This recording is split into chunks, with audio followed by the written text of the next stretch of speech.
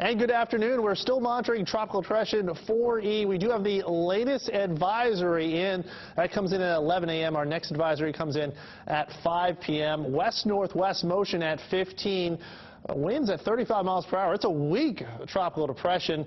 Hasn't seen a whole lot of changes over the past 6 hours. You can see very disorganized, and that's because wind shear is acting on it. We have south and southwesterly wind shear, and that tends to split these storms into two, prevents strengthening, and that's good news for the islands. Also good news is the computer model still keeping it well north of the state. You can see some of the models want to bring it a little bit closer, and we're going to continue to monitor it. The track can change, but right now the thinking is high pressure should guide it just north of the state, and that should keep most of the effects also north of the state. Here's the official track from the Central Pacific Hurricane Center. It will have a small window over the next 24 hours where it could become a tropical storm. It would be named Ella if it does become a tropical storm, but that's not going to last long. Even if it does develop tropical storm status, wind shear is really going to increase on Friday, and that should tear it apart and bring it back down to tropical depression status. When will we see the effects? Well, potentially as we head into Friday and Saturday. That's when it will be north of the state.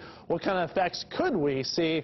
Not a huge amount given the current track. So if it stays on that current track north of the state, impacts will be limited. We're talking high humidity. We're talking trade winds blocked. That means it could feel close to 100. Very sticky weekend ahead. Strongest winds will be all offshore, so we will not see much of a wind impact. There's a chance we could see some rain impacts, and that's depending on the exact track. It follows the southern edge of that cone. We could see some rain impacts. If not, the majority of the rain will miss us, and that's what we're thinking right now. We'll keep you up to date both online at KITV.com and on air, so stay with us.